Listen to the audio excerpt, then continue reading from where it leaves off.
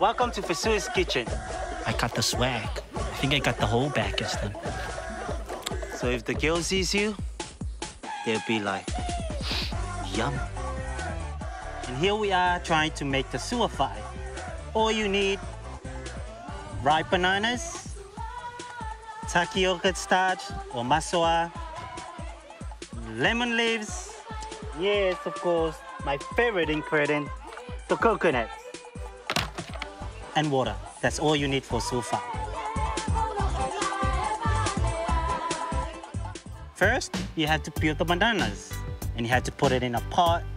Peel all the bananas. Make sure you pull out all those small lines attached to the bananas. You don't need that. This one. Make sure you don't have that on the bananas. And then you pour in the water, level with the bananas, and put it on the fire.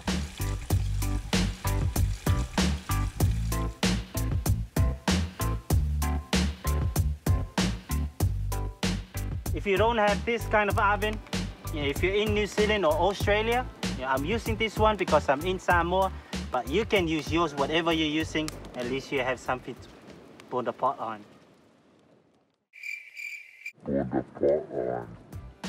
While this is boiling, I'm gonna husk my coconut.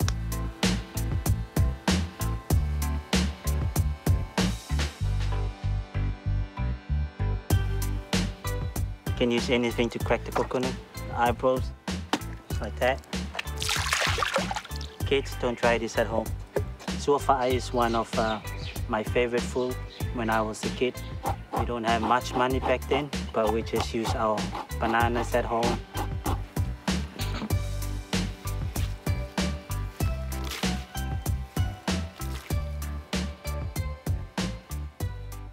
So now we're ready to pour in the masoa, or the tapioca starch.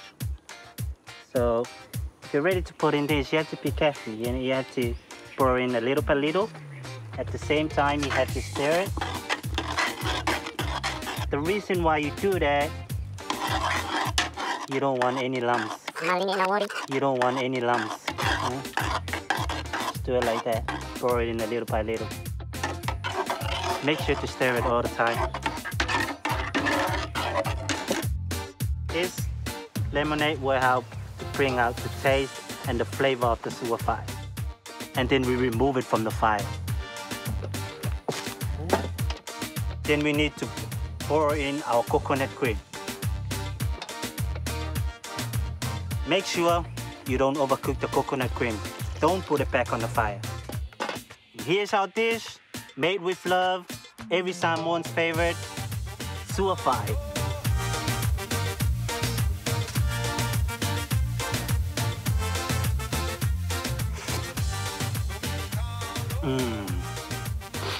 Marvelous.